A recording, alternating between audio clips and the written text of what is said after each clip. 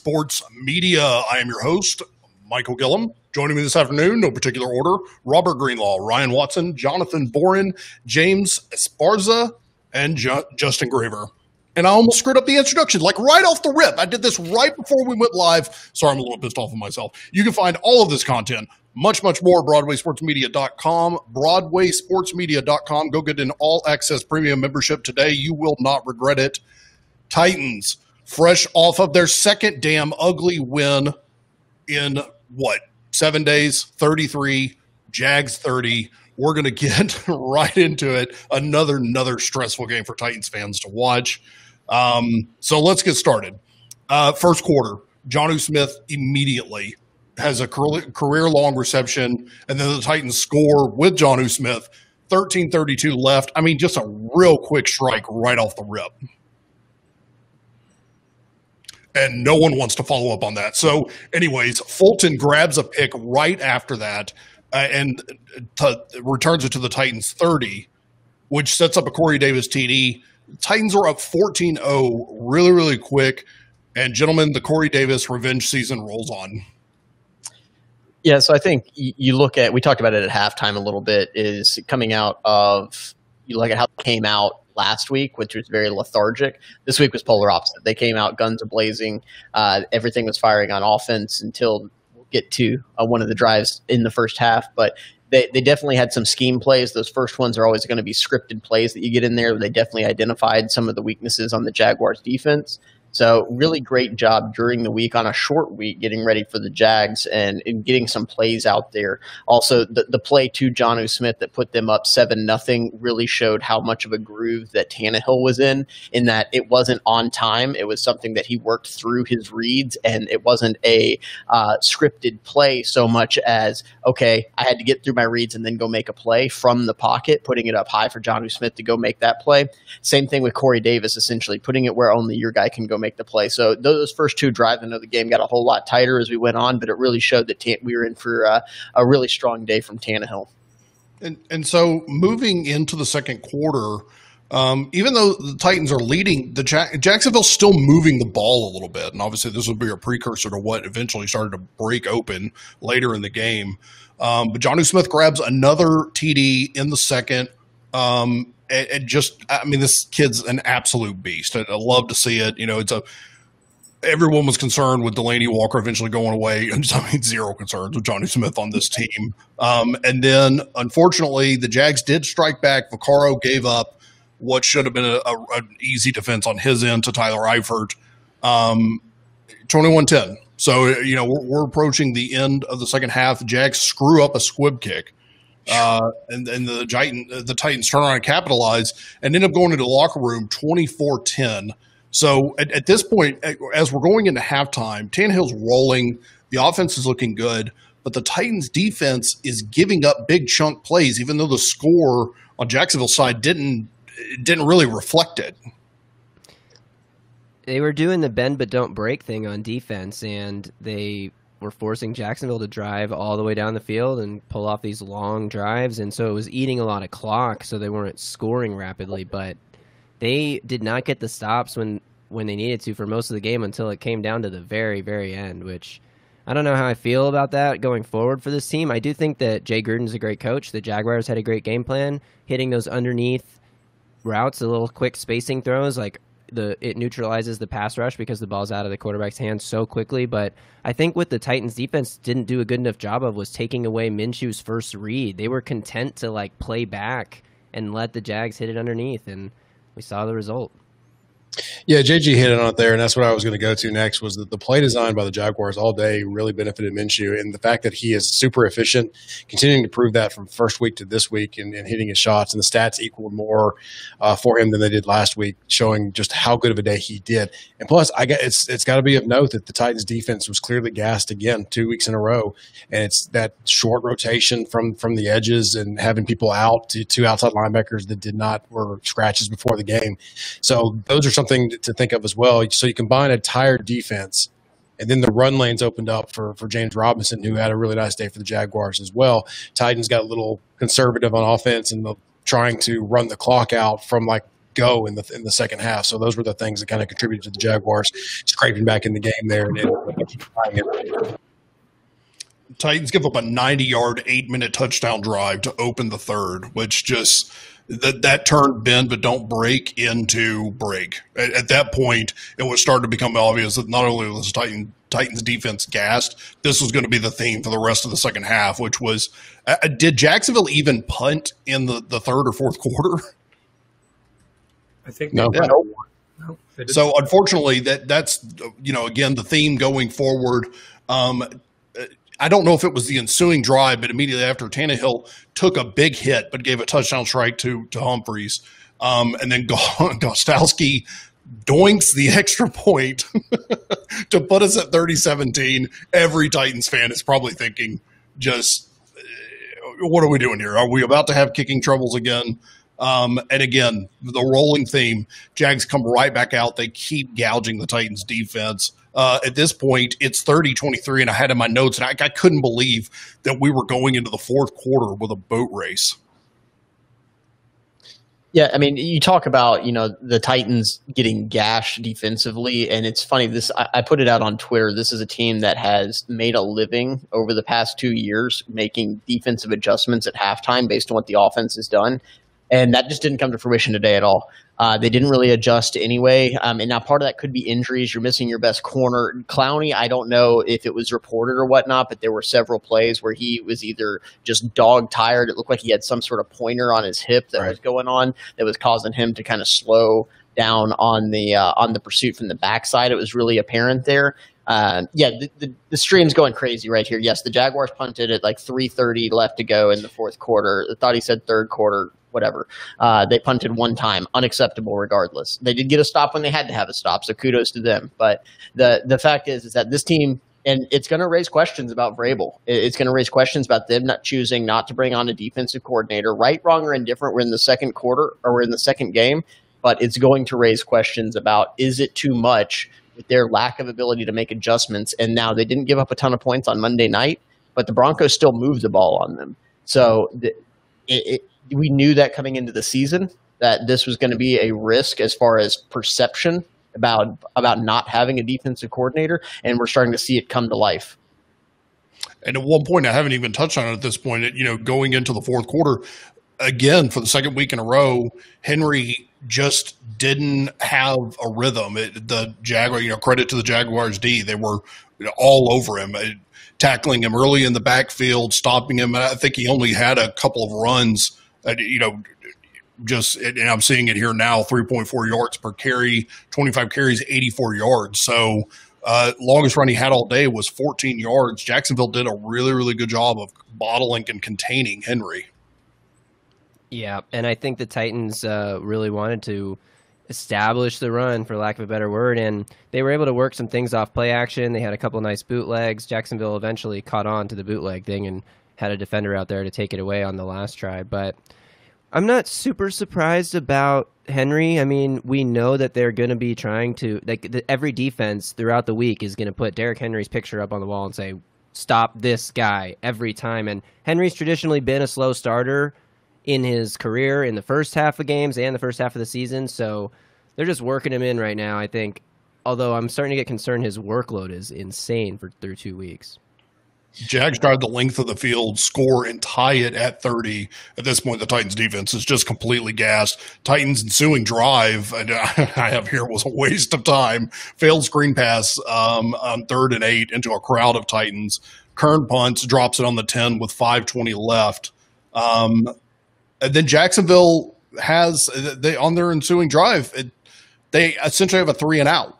We're unable to convert. They had the ball in the 40 with 3:14 left. And this was another big run for Henry once the Titans get the ball back, go down to a 2-minute warning. But again, Henry quiet today, tied at 30-30 on the 2-minute warning. And then they run out Gostowski for a 49-yarder. He makes it. Well, what were your thoughts? What were the thoughts going through your head when they run out Gostowski for a 49-yarder? Yeah, I mean, it's one of those things that obviously because of how things played out, he truly is they talk about the GOAT. Well, he's kind of played both sides of that the last 2 weeks. You're going to miss 5 kicks but have 2 game winners at the same time. So you're really torn when he comes out here. But he's a guy that's been in every single situation that at that point, when you didn't cut him, you almost had to trust him in that situation. Now, I have some questions about how they got there. Before they got into that fourth down decision, 4th and 4, 4th and 5 to kick that field goal, they had decided to throw the ball on 2 straight drives on the previous set of downs where they could have run out some of those timeouts. The Titans got bailed out by the pass interference call on Anthony Ferkser, but I think it put him in that situation that's a really risky situation that if Gostkowski misses that field goal, you've left a ton of time on the board for the Jags who have been moving the ball up and down the field. 100%. But he does convert 33-30, 136 left after the touchback last drive. And I'm starting to think, even the Jags had no timeouts, which was going to be beneficial, having to run a real quick drive. But the Titans D had to come up, and they did. They came up big. Landry tips the ball, comes down into his arms. That interception ends it with 20 seconds left in the game. And the Titans eke one out, 33-30, another stressful game. But the Titans are 2-0 for the first time since 2008. And that's huge. If you look at the historical playoff percentages of teams that start 0-2, I think make the playoffs like 90% of the time or something like that, which is twofold. Often better teams are more prone to starting 2-0 because they're better, and worse teams will not win those games. But it also is a good sign just for the record. Titans have a tough late season schedule, having to travel a lot. So it's great to get things off to a 2-0 start, get that division lead with a 1-0 division record now against the Jags, who had already had a 1-0 division record. The Colts got a win today against a bad Vikings team, who the Titans will see next week. So Titans have a legitimate chance to start 3-0, which they also did in 2008. We're going to get into some top plays, big mistakes, and then obviously some fan reaction here in just a moment. A reminder, you can find this content and much more at BroadwaySportsMedia.com. BroadwaySportsMedia.com. Go check it out. Go sign up. Convert your friends and family to sign up as well.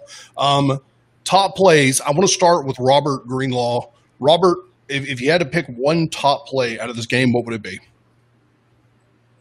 So I think the play of the game for me was that throw from Tannehill to Humphreys as he was getting crushed to put them up 30-17. It put us up 13 points. I believe that was the one where the extra point was no good there.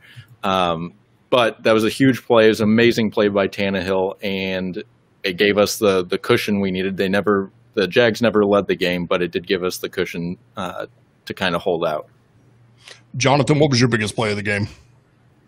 I mean, it's easy to go with the field goal. That was the game winner, but I really do think that the play, you paid Henry a lot of money in the offseason. He hasn't had 2 very good games here to start the season. I think he's been a little tentative, but when push came to shove on the start of that last drive, that he managed to break off what should have been a form tackle right at the line of scrimmage and pick up a key first down. So even if they didn't get the field goal out of that, their ability to pick up that first down got that clock running. Then it starts putting the entire game management flips at that point, because the Jags start having to look at the clock at that point. If he doesn't get that, they're in a bad situation. It would have put them behind the sticks. Maybe they pick it up. Who knows? But that was just a key play by one of your big players that you need. And if you're paying that kind of money, even on bad days, you got to make plays when your number's called. And he did. So I'd give that to him. James, what was your game maker? I'm going to go with the easy one, the tipped pass to the interception to seal the game win. I really don't know how I feel about this defense against Minshew, who's pushing the ball all over the field with 2 minutes to go. Ryan. So Jonathan stole mine. It was a very good one because that one's one I was very proud of Henry for taking what should have been a 2-yard loss, getting balled up, and still making a 9-yard gain. But for me, there's a couple big pass breakups throughout the game. But I'm going to go kind of opposite here. The big play of the game, obviously, it was a game breaker. It wasn't anything really the Titans did other than taking advantage of a mistake. It was the Jaguars kicking the squib into the up man, allowing for a field goal, and then Gostkowski eking a 51-yarder for an extra 3 points. That is your difference in the game right there. Right. Justin, last but not least. Speaking of that exact thing, that eking through the 51-yard field goal. Before the Titans kicked the game-winning field goal, they had the ball at the where they were. It would have been a 54-yard try from where they were, and Tannehill completed a short pass to Anthony Ferkser, kind of innocuous little play there. But those 5 yards, I mean, Gostkowski booted the 49-yarder through, but after seeing the 51-yarder barely sneak in, those 5 yards were pretty big in the moment, even if it's just a psychological thing to be inside 50 for Gostkowski to knock through the 49-yarder that won the game. So the Titans do get the win, obviously, and I don't want to belabor this too much, but we can't not discuss the Titans D being completely gassed, and I kind of want to start with Jadeveon Clowney. He had a big play towards the end of the game when it was needed, coming up unblocked and then putting pressure on Gardner. But he was really silent all game, and at one point, it was even noted on the broadcast that he was, on the sidelines, winded. Jonathan, is that a concern to you with Clowney? Week 2 now. So I think next week is going to be a really telling week. So he came in here pretty fresh. Obviously, he only had a week to get prepared for game number 1 in Denver. So you go to the high altitude. Now you're on a short week coming back here. And I kind of said coming into the season that I thought defenses could really struggle with the lack of crowd noise. They tend to feed on energy. They tend to feed on just, like I said, energy, but also the noise with the snap count and the cadence. That is something else that can really assist a defense. And so I think it's a combination of things. Like I said, he was grabbing his hip a couple times. He didn't seem to have that clean burst. Now, if you leave him unblocked off the edge like the Jags did on a key third down, then you're just running the 40-yard dash at that point. And yeah, he still looked pretty good there. But he definitely didn't have the same burst that you were hoping for. And you saw it on a couple plays where he was trying to chase down from the backside and didn't really follow up on it. So is there concern? Yes, but I'll caveat it with saying going into next week will be the really telling week for me to tell whether or not they need to be concerned moving forward.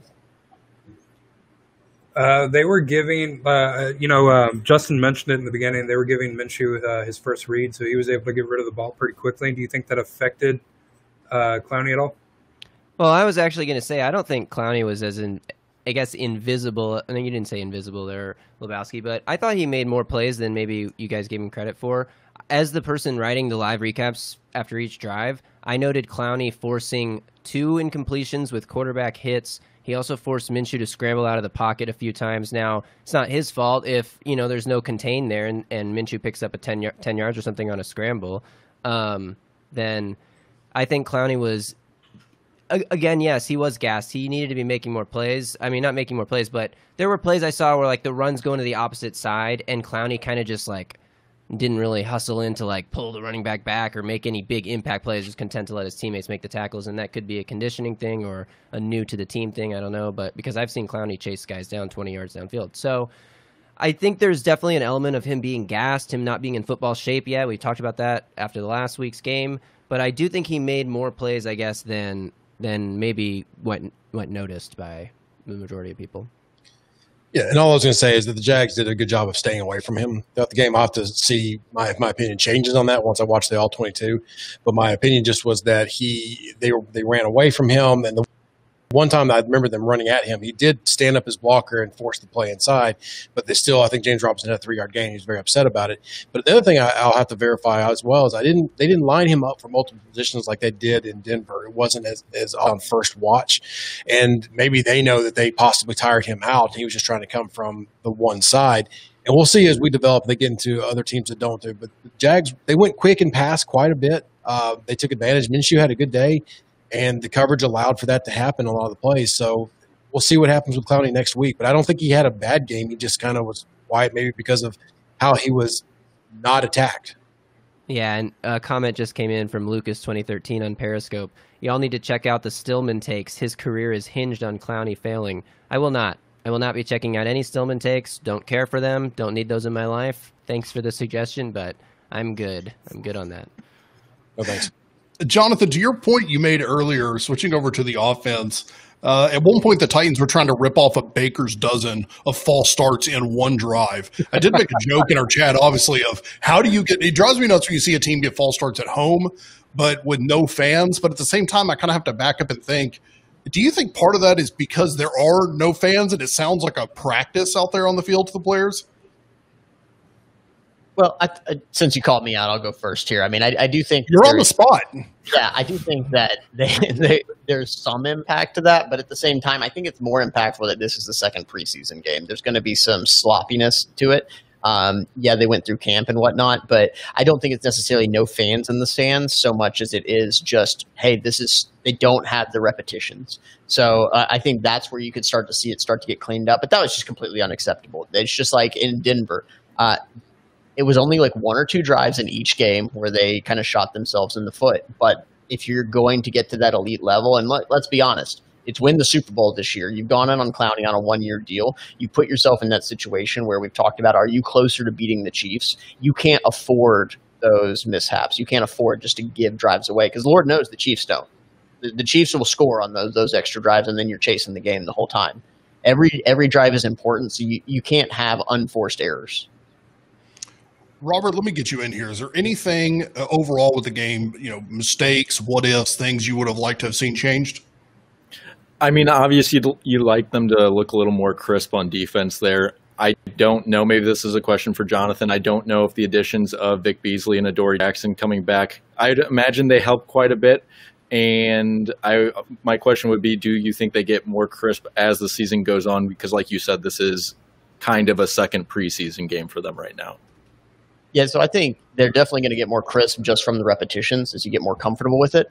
But I also think Adoree Jackson, Vic Beasley is going to allow them to be very creative in the front seven on how they attack. And obviously, they went into this game and were saying, I can rush 4, drop 7, and get to Minshew. Didn't have the kind of success you would have hoped for. Part of that is I think the Jags' offensive line was a little bit better than they expected. But I think on the back 7, especially coming from that New England style of game, what New England used to do and be very good at was they take their number 1 corner and put it on their number 2, put it on the offense's number 1 or number 2 receiver. I'm sorry, number 1 corner, number 2 receiver, because then you don't have that precedent of 1 versus 1. You'll double the number 1 and say, hey, some of our other guys with 2 people can take away that number 1 receiver. So it gives them the opportunity to be a little more creative on the back end in how they attack things. Right now, I think they're having to play a whole lot stricter to the scheme. And by that, I mean, look, they're going to run their cover 2. They're going to run their cover 1 man. They're going to run their cover 4. But teams have seen that. They're not being as creative as they have been in the past. And that could be because they don't have the guy in the back end that they can truly trust. So I'll be interested to see if their scheming in and of itself changes when Adoree Jackson comes back. Let's go over to Ryan Tannehill, which we have not gotten to yet. 6 TDs in 2 games, 489 yards. I don't want to hear anything more about regression right now at all. Stop it. But he did have a miss, which someone pointed out in the chat. Yeah, it's the one pass that he wasn't perfect on today, really. I mean, we saw 2 really excellent touchdown passes and another one to Jonnu Smith 3 really excellent touchdown passes and another one underneath to Jonnu Smith. He was outstanding today, making all the plays that the Titans needed him to make, especially in the first half, that allowed them to build up that lead. That Humphreys throw, though, I mean, that was a pretty big miss because if the Titans convert there, this thing likely doesn't go down to the wire, needing a game-winning kick from a kicker that is hard to trust. But overall, Tannehill has been outstanding so far this season, and I think that it's really refreshing to see a quarterback start the year hot like this. Yeah, so I just want to respond to that moment because my biggest play in the game was, Henry making that play when push came to shove. The thing that really kind of threw me off and makes that miss that Tannehill had to Humphreys there in the clutch time is that they checked to that play. If you go back and watch the pre-snap, they are talking to each other. They're making a check to that route. So that's exactly where he wanted to go from the get-go. And then to miss it like that, that's one of those like, hey, you're getting paid that money. I want you to be able to make that play. Now, does it kind of balance out because they had that I'm going to call it a YOLO throw? Shout out to Penn State and their entire offense. If that's what they do, they just chuck it up there. And that's what he did in that moment where he threw it up against all reason and comes down with it to Humphreys. So I think they kind of balance out, but that's a huge miss in my opinion in that situation. Again, those are the things that you got to get cleaned up as you move forward in the season. And so I think almost that miss will be something that he focuses on more going into this week than the 4 touchdown passes. And that miss is magnified by how well the Jags were rolling at that point in the game. Obviously, it felt like every drive, every play was huge for the Titans. It's kind of – I feel bad for Tannehill that we're literally saying the one throw, right? One throw was bad. But I agree. It was missed. When I first saw it live, I thought that, Tannehill threw into coverage, but Humphries was able to break away and was wide open for it. So you can't miss that, obviously, when those situations are presented to you. But overall, just to kind of come back to it a little bit, my actual favorite, I think that of all of his touchdown passes, the Corey Davis one was probably my favorite just because of where he put it. He put it up where Corey could elevate and get to it. I would have preferred Corey catch it with his hands and then bring it to his spine instead of letting it get to his chest plate. But old receiver coach in me says, whatever, make the catch. And he did. So, but that throw was on time and right over the head of the defender that was on Corey. He put it up where only Corey could get it. Even if the defender turns around a split second before it gets there to try to make a play, he's not going to. So I thought that was a fantastic job at Tannehill. And so I'll take one bad, I guess. Situationally, it wasn't good that it was bad in that situation, but I would prefer them run the ball just to eat some clock there and not put Tannehill in that situation. But for the rest of the game, Tannehill was fantastic. He was on time. The places he put it, put the ball for his receivers. I'm not going to complain about one pass overall. I am not sure what that noise was, but it sounds like someone's medieval castle just got invaded by another. Jonnu Smith, let's discuss it. 4 for 84, 2 TDs, a career day for him. Yeah, I mean, we're all just going to go right now. Go ahead, Jonathan. That's how much hype he had in the offseason that we just all have to speak on him all at once. He was my big start for the flex in the tight ends, so I'm happy with it. I've been calling the Jonnu breakout all offseason. We saw the chemistry developing with Ryan Tannehill throughout their time in Florida when Tannehill didn't have anyone else to pass to. So I think, this is all part of – I think Mike said it at halftime. This was the most predictable breakout we've seen, at least for our time, for the Titans team in a while. And there's no reason it can't keep going. The Titans only threw the ball 24 times today. So Corey Davis had a great day with 3 catches for 36 yards. Jonnu Smith had a great day with 4 catches for 82 yards. But that's going to be a great day for these Titans receivers most of the time because they're just not ever going to be a high-volume passing attack. Sure. Well, let's wrap this one up and then take a quick look at Minnesota. James, I'm going to start with you. Last thoughts on this game before we move on. 2-0 is 2-0. It was an ugly game, but hopefully we can start cleaning it up. That lack of preseason, I think, is still affecting us. So looking forward to next week with Minnesota. Robert, I'm going to put you on the spot. Titans at Minnesota next week, noon on CBS. What are you looking for out of this team? Well, I'm looking for them hopefully to be better against Kirk Cousins than they were against Minshew. Kirk Cousins today was 11 for 26 for 113 passing yards and 3 interceptions, 0 touchdowns against the Colts team that just got shredded by Minshew also. So we should hopefully be able to they're not slow them down. They're already slow. So just keep them slow and on offense, keep rolling because the offense looked really dynamic today. Ryan? Yeah, to echo what Greenlaw said there, dynamic. I noted at one point in time that even though the runs weren't working, they still looked very balanced in their passing attack. And I got to give kudos to Art Smith for the majority of this game. So hopefully he can carry that over into the Minnesota game and maybe clean up some of the head scratchers, especially late in the game situation, and just make a couple of different choices there. Henry's got to get rolling at some point in time, so we'll look to make an emphasis in practice this week to work on their run fits and work on those lanes. They did start to open up towards the end of the second half, and I got to give kudos there. So you saw Henry start to take advantage, and then it kind of went away when they went to – there was a couple toss sweeps into the boundary that I didn't like. They had Corey Davis early blocking on interior backers and then an end man on line of scrimmage on toss, which I either more effort or scheme something else up there. So maybe some of that gets out of there. But bring that balance, and if they can – I'll take another ugly win. I won't like sitting through it, but I'll take it. So we'll just whatever they need to do to win to prepare. Yeah, and on that note of balance, the Titans threw the ball, like I said a second ago, 24 times. They had 34 rush attempts. Now, 2 of those were Ryan Tannehill kneel downs, but that included a Cameron Batson rush attempt, two Sonoris Perry back-to-back rush attempts for 9 yards. He picked up a nice first down. And 2 Jeremy McNichols handoffs as well. So Henry took 25 carries. A couple of those Tannehill runs were scrambles on called pass plays, which puts them really balanced, but way run heavy, which is crazy considering just the general NFL, being more than 50% run is a very heavy run place to be. So especially when it comes down to like 2-minute warning situations and stuff. But the Titans like to keep running the ball in the 2-minute drill, especially when they're getting closer to the end zone, because it runs the clock off and takes away time that the other team could respond. So that game plan, I don't see why that game plan would change going forward against Minnesota. Even though Minnesota's secondary looks pretty suspect, I think you'll see the same approach. Hit him with the play action and hit him with the run game and try to grind out the clock, reduce the number of total possessions that the other team gets, because you just run so much clock off when the Titans have the ball, and that's the way it goes. Yeah, I think if you're going to see the way the game played out today and you're going to have a quarterback that's hot and throwing 4 touchdown passes the way that he did, but then you're still going to come out in the second half and focus on the run and just pounding the ball regardless. I think I saw somebody say there was 10 minutes of game time that went by without a single Ryan Tannehill pass attempt.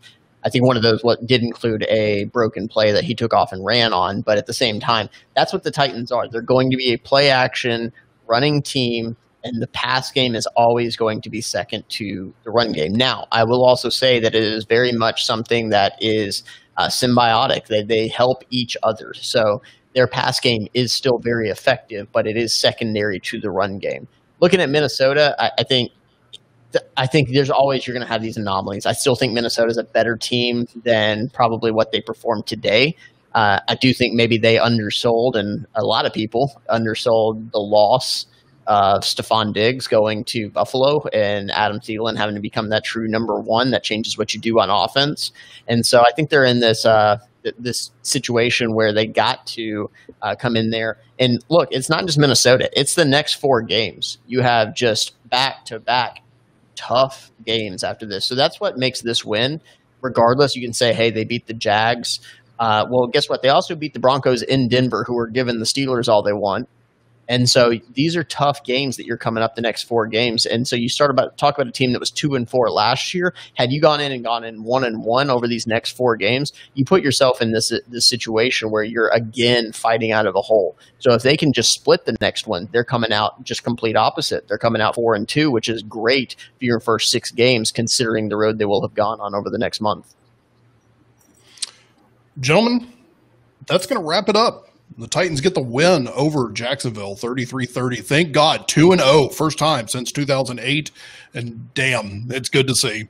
All right, next week at Minnesota.